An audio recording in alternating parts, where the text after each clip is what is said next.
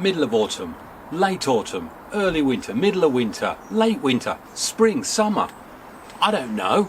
When should we wire our trees? Why are you asking me? When is the most optimum and safest time to get this wire on our bonsai? I'm going to answer all those questions, but more importantly, if you hang right through this video, you're going to find out the one time never to wire your bonsai. I think that's going to interest you, because certainly it interests me. And yes, I may wire that larch, despite everything I've said up till now. Make up your mind.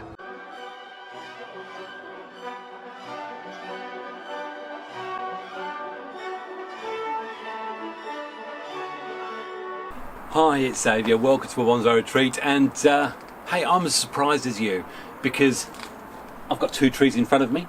Both are deciduous.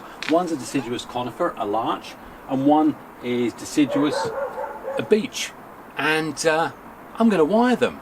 And the reason why I'm going to wire them, well, tell you what, let's take a step back and look at the pros and cons of wiring full stop, because I think this is nearly as contentious, perhaps, as me suggesting to you what's the best soil you should use. But before I actually commit to putting this stuff on my prized Japanese larch, which I'll have you know I've had since a 2-year sapling. This was purchased in 2002, and it has been grown, developed, whatever, through fields, through rain, through neglect, and right now I think it's looking pretty decent. In fact, you're going to see more of this next year.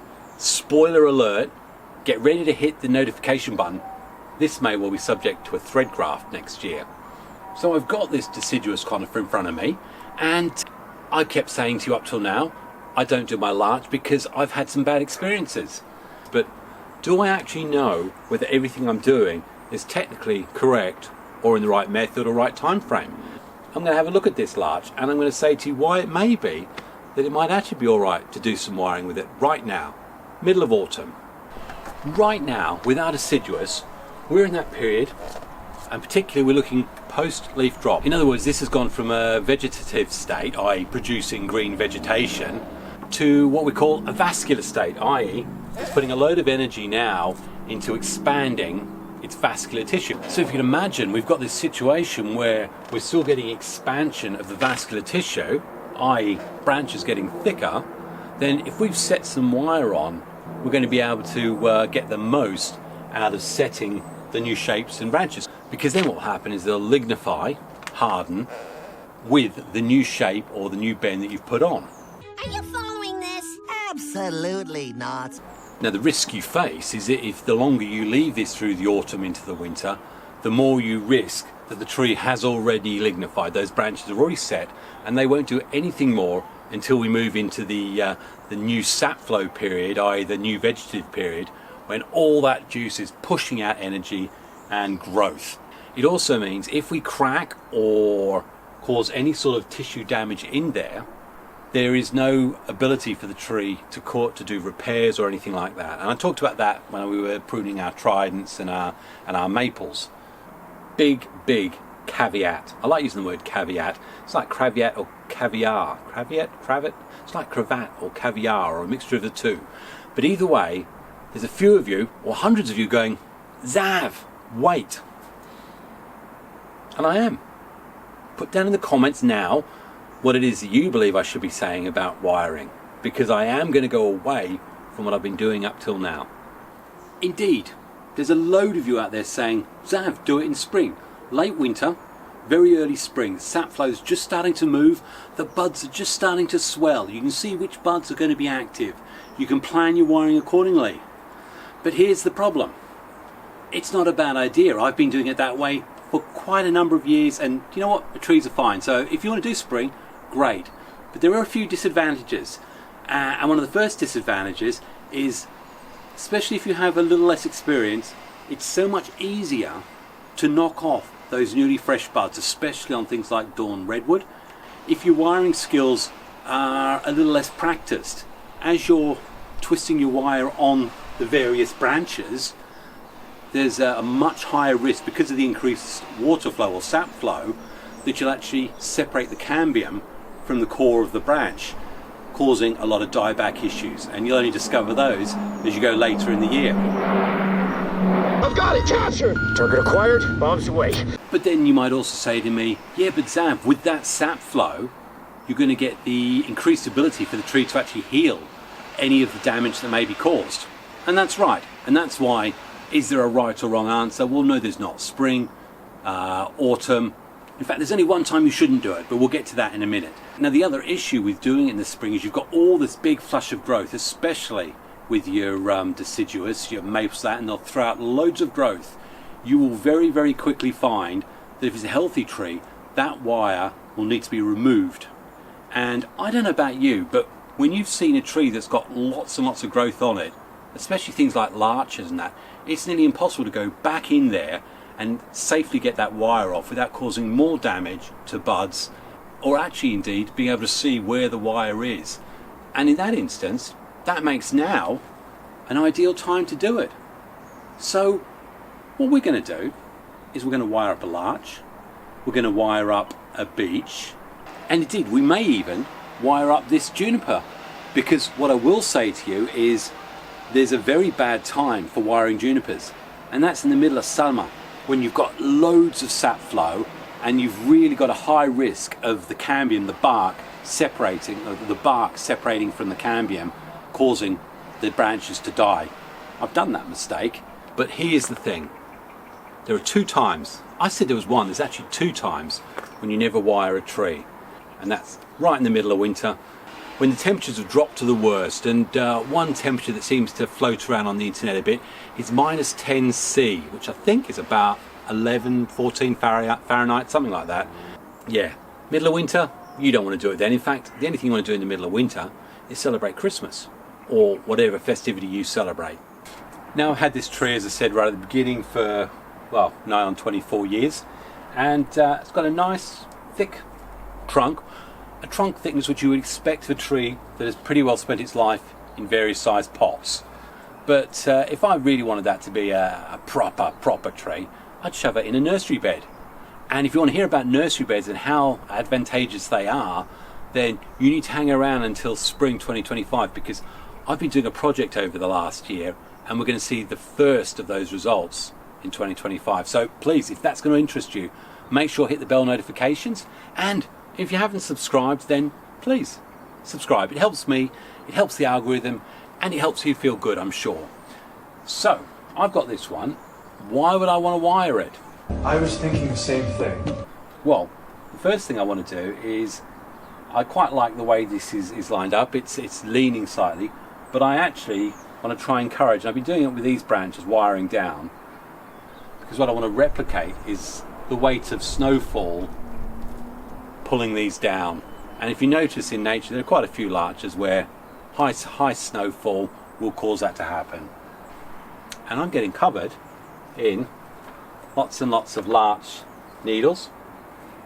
There's one myth that I've put out there straight away, and I had a look online, and I've noticed it's been mentioned a few times, but I've always said that having wire on the branch, as it gets colder, the wire itself, the conductivity of metal means that if there's hard, sharp temperature drops, it's going to be transferred through to the branch itself. And with all these trees, they have a critical temperature, which if you drop below, then you're going to do irreparable cell damage to. Gosh, that sounds technical, doesn't it? Irreparable cell damage. Say that when you've had a few drinks. And I think this is where you start getting to the sort of minus 10, anywhere between around about minus 10. The cells, literally, as the temperature varies, will split apart, blow up. I don't know, they're like bubbles.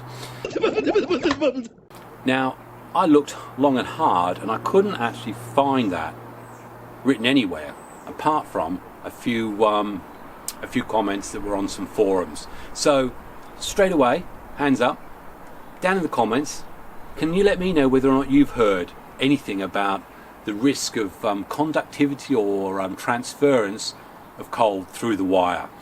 Now, the other wives' tale potentially I've heard is that there are certain species that, just by the nature of their metabolism or how they work, don't respond to wiring in the winter. And I've seen written in a few places, hawthorn is one that certainly doesn't react to wiring through this period of time. In fact, now's a great time or opportunity to share some knowledge generally about your wiring experiences with trees. Have you found there's a certain species that just doesn't seem to respond well? Let us know. So there's a couple of wives' tales. Can he say that? Are they true? I don't know.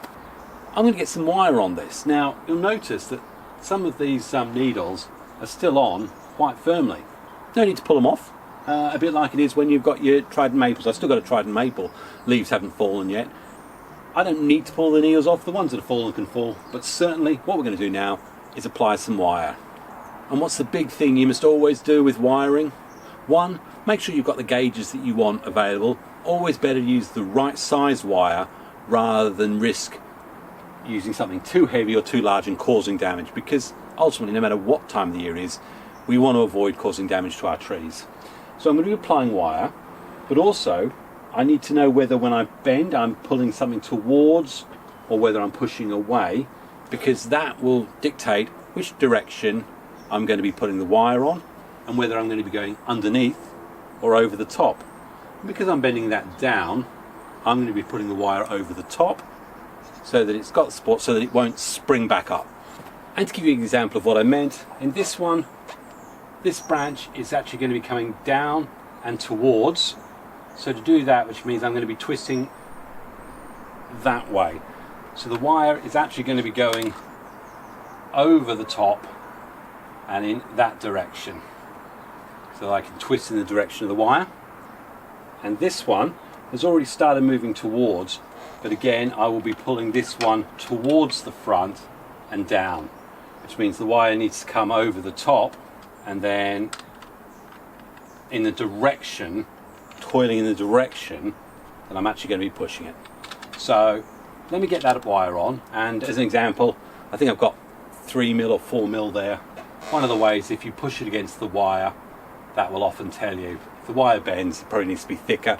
I'll probably go for 1 up on that. So I've put the wire on, applied it, reasonably decent coils. I'll be honest, I've had to use doubled up mainly because I didn't actually have the next gauge up that I would have needed to do this in a single amount of wire, but what it has allowed me to do is to split off and wire other branches as well.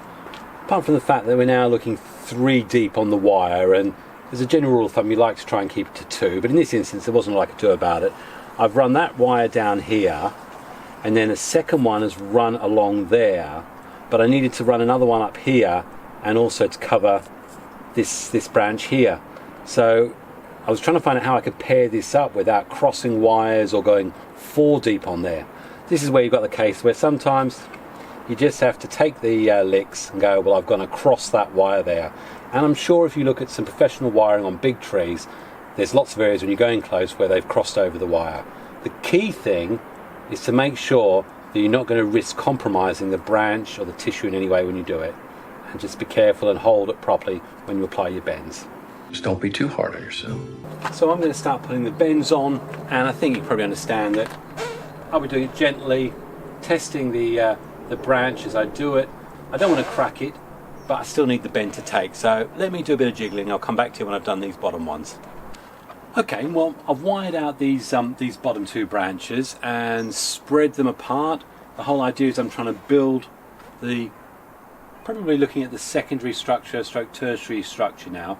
I've got a lot of buds that are in very, very close. Guess what? You can see them in spring when I go back and do a little bit of tighter pruning. So just a bit more shape and depth into this one, and again pulling this down slightly. If needs be, I've got a root here. I could actually pull that down even further with a guy.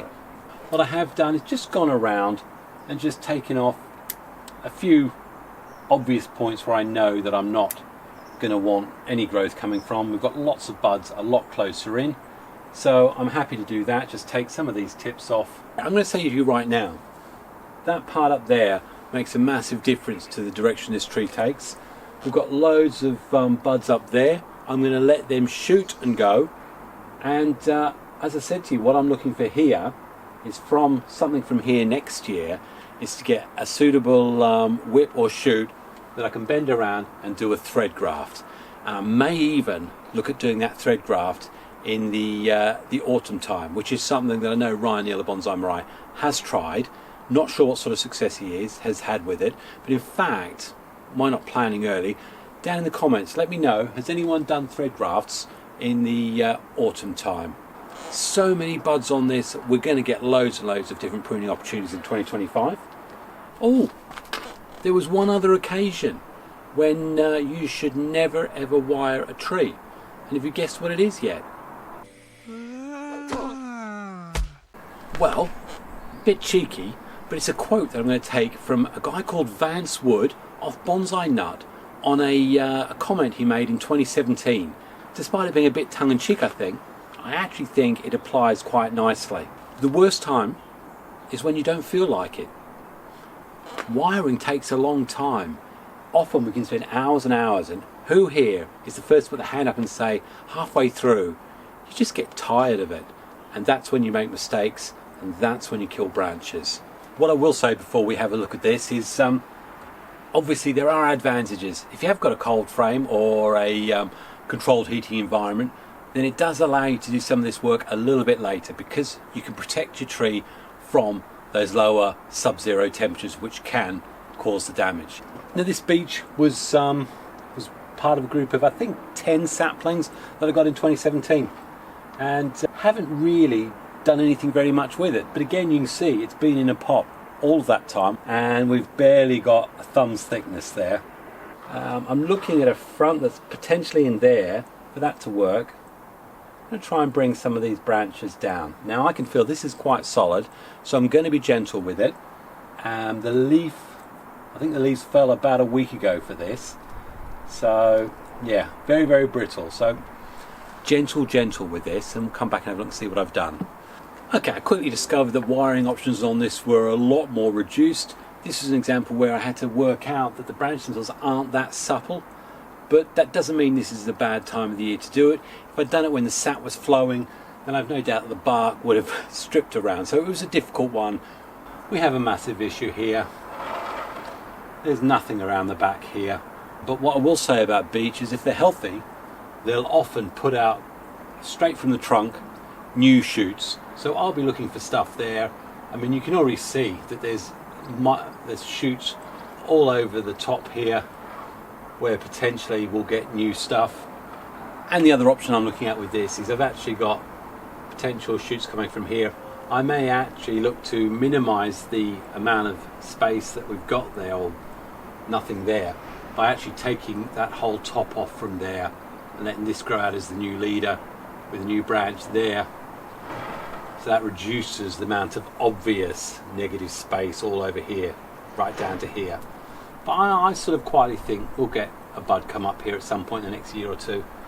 So there you go, that's a Japanese larch and a beech that have been wired up, and a little bit of tip pruning in mid-autumn. And only time is going to tell whether or not that was the right decision, or whether perhaps I should have stuck with my usual routine, which is the late winter, early spring.